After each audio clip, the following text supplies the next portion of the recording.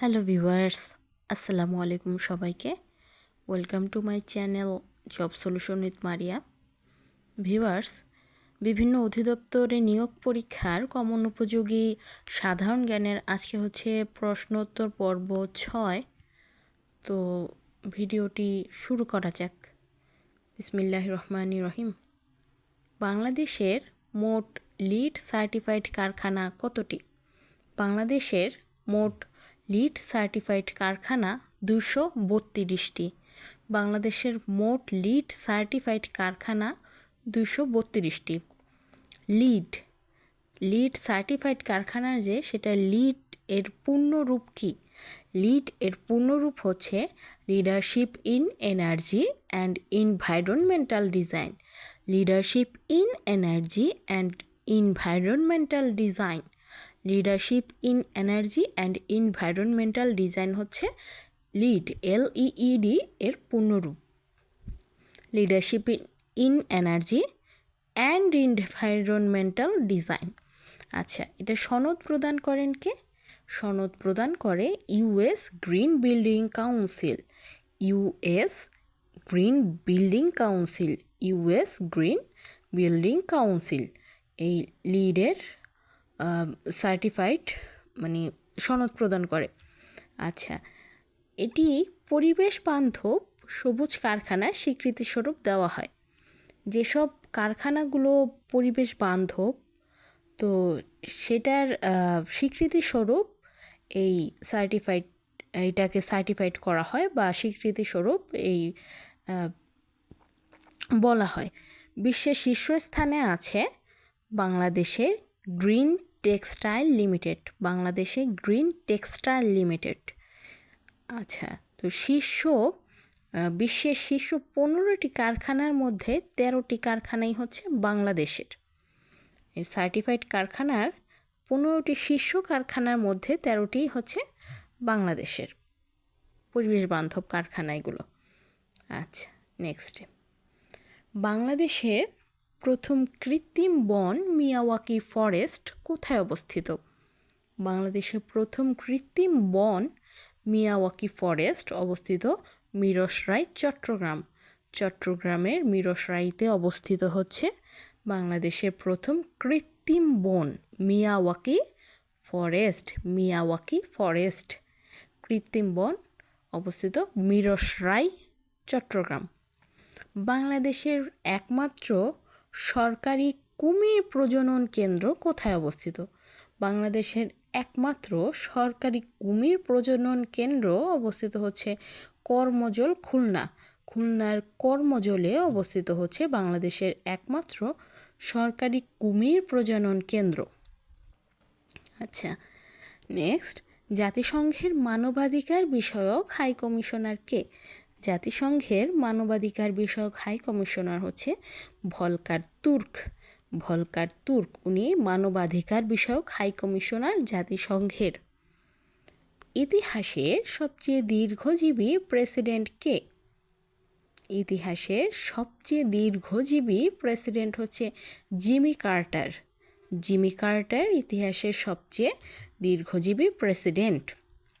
1 জানুয়ারি 1995 সালে প্রতিষ্ঠিত বিশ্ব বাণিজ্য সংস্থা WTO ওয়ার্ল্ড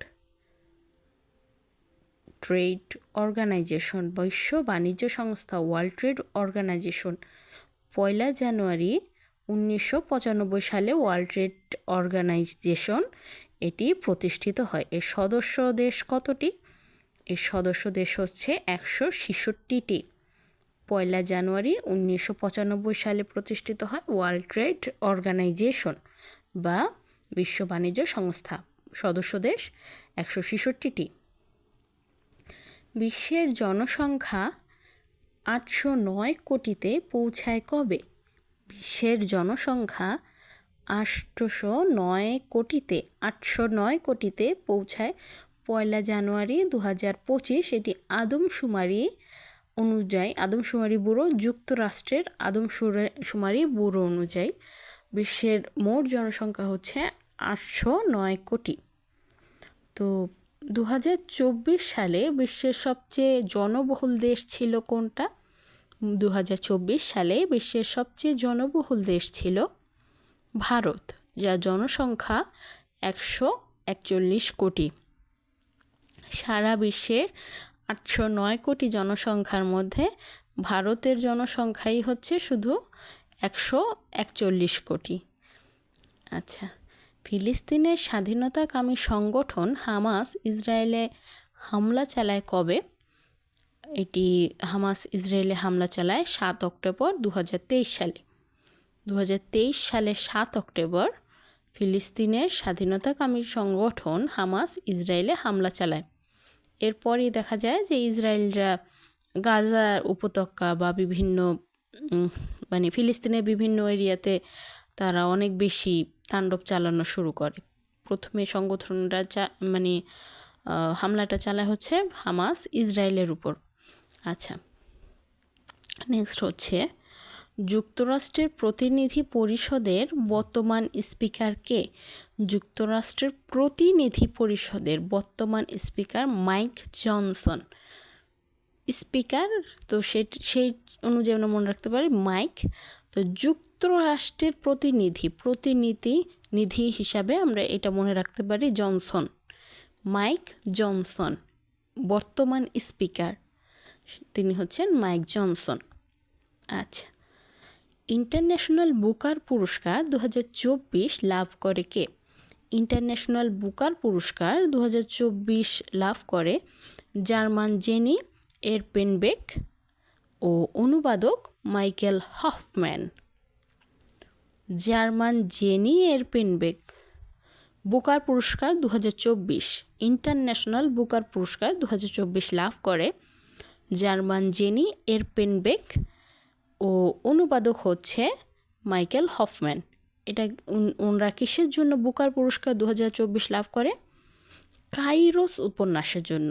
কোন উপন্যাসের জন্য? Kairos, KAIROS, Kairos, KAIROS, Kairos উপন্যাসের জন্য 2024 সালে ইন্টারন্যাশনাল বুকার পুরস্কার লাভ করে জার্মান জেনি এরপেনবেক এবং এর অনুবাদক মাইকেল হফম্যান।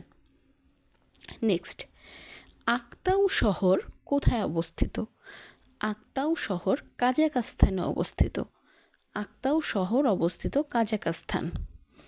আজারবাইজানের রাজধানীর নাম কি? আজারবাইজানের রাজধানীর নাম বাকু। আজারবাইজানের রাজধানীর নাম বাকু। আক্তাউ শহর কোথায় অবস্থিত? আক্তাউ শহর অবস্থিত কাজাখস্তান। আর আজারবাইজানের রাজধানী বাকু। গ্রিনল্যান্ড দ্বীপটি কোন দেশের স্বায়ত্তশাসিত অঞ্চল? ডেনমার্কের স্বায়ত্তশাসিত অঞ্চল হচ্ছে গ্রিনল্যান্ড। গ্রিনল্যান্ড ডেনমার্ক, এভাবে আমরা মনে রাখতে পারি। এটি ডেনমার্কের স্বায়ত্তশাসিত অঞ্চল হচ্ছে গ্রিনল্যান্ড।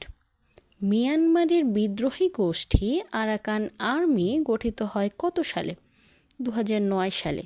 2009 সালে মিয়ানমারের বিদ্রোহী গোষ্ঠী আরাকান আর্মি গঠিত হয়। বিশ্বব্যাংক প্রকাশিত 2024 সালে আন্তর্জাতিক পরিবেশ সক্ষমতা সূচকে EPI 180টি দেশের মধ্যে বাংলাদেশের অবস্থান কততম? আচ্ছা, আন্তর্জাতিক পরিবেশ সক্ষমতা সূচকে EPI 180টি দেশের মধ্যে বাংলাদেশের অবস্থান 177তম। আর 3টা হলে 180তম, একদম লাস্টে পৌঁছে যেত। তো যাই হোক, এটি হচ্ছে যে পরিবেশ সক্ষমতা সূচকে 180টি দেশের মধ্যে বাংলাদেশের অবস্থান 177তম। ফেনী জেলার মুহুরীর চর কোন সীমান্তে অবস্থিত? ফেনী জেলার মুহুরীর চর পরশুরাম সীমান্তে অবস্থিত। ফেনী জেলার মুহুরীর চর পরশুরাম সীমান্তে অবস্থিত। কোন রঙের বর্ণান্ধতাকে সার্বজনীন বর্ণান্ধতা বলা হয়?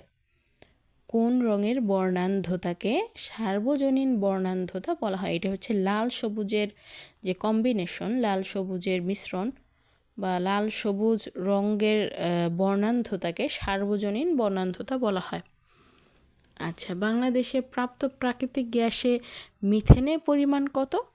বাংলাদেশে প্রাপ্ত প্রাকৃতিক গ্যাসে মিথেনের পরিমাণ 99.99%।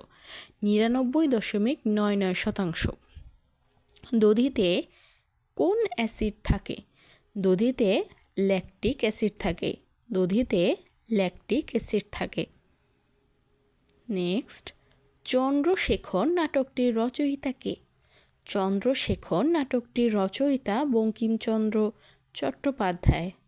চন্দ্রশেখর নাটকটির রচয়িতা বঙ্কিমচন্দ্র চট্টোপাধ্যায়। বাংলাদেশে মিঠা পানির প্রধান উৎস কী?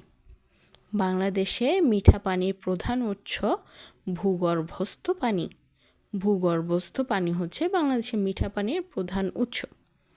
নেক্সট হচ্ছে HMPV ভাইরাস এর পূর্ণরূপ কী? HMPV ভাইরাস এর পূর্ণরূপ হচ্ছে human metapneumo virus. Human metapneumo virus. আচ্ছা, নিউমোনিয়া এই শব্দটা স্পেলিং বা বানান কি হবে সেটা অনেক সময় আসে পরীক্ষায়। সেটা হচ্ছে পি নিউমোনিয়া। প্রথমে পি, তারপর NEUMONIA, নিউমোনিয়া। নিউমোনিয়ার এটার ইয়াটা হচ্ছে পি নিউমোনিয়া, এভাবে হবে বানান। তো HMPV ভাইরাস, HMPV এর পূর্ণরূপ হচ্ছে হিউম্যান মেটা নিউমো ভাইরাস। এটার প্রথম আক্রান্ত দেশ হচ্ছে চীন, দ্বিতীয় আক্রান্ত দেশ হচ্ছে জাপান, তৃতীয় আক্রান্ত দেশ মালয়েশিয়া, চতুর্থ আক্রান্ত দেশ ভারত। এটি এক ধরনের করোনার মতনই, এক ধরনের ফ্লু, জ্বর ঠান্ডার মতন একটা রোগ, তবে এটা অনেক বেশি ভয়ঙ্কর। বাংলাদেশেও এখন এটার ভাইরাস আক্রান্ত হয়ে কেউ কেউ মারাও গিয়েছে। তো আজকে এই পর্যন্তই। BCS সহ বিভিন্ন ধরনের পরীক্ষার কমন উপযোগী এই সাধারণ জ্ঞানের আজকে পর্ব ছিল 6। যদি আপনাদের ভিডিওটি ভালো লাগে অবশ্যই ভিডিওতে একটা লাইক দিবেন, আমার চ্যানেলটি সাবস্ক্রাইব করবেন এবং আমার চ্যানেলের সাথেই থাকবেন। ধন্যবাদ।